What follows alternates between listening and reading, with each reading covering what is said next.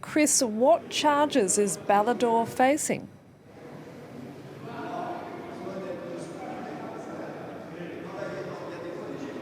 As you said, it all relates to kickbacks and, as is often the case here in France, allegations about campaign financing.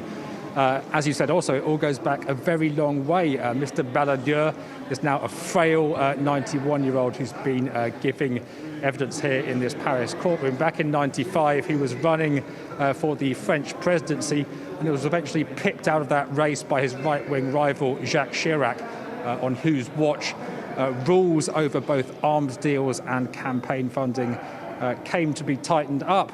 Now, what's being discussed here in this courtroom is where some of the money for that '95 presidential campaign came from. Was it, as one of his co-defendants claimed, money which was effectively spirited out of the Prime Minister's office, something which in itself could be deemed problematic, or was it, as you said, a result of kickbacks on arms deals? As I said, it's a very wide-ranging affair called the Karachi affair. Back in 2002, there was a bombing in that Pakistani city which claimed 15 lives at a time when French contractors were working on a submarine project. Al-Qaeda claimed responsibilities for it. But French investigators started to ask questions as to whether it may have come in relation to payments or lack of payments connected to an arms deal. That's when they started looking into ideas of commissions and kickbacks.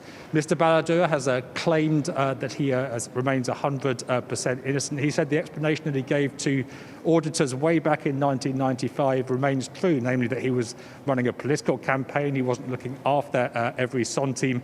He told auditors back then that he believed this money had come from effectively the sale of campaign merchandise, T-shirts, cigarette lighters, etc. And he's not the only high-profile French politician to face such legal troubles, is he, Chris?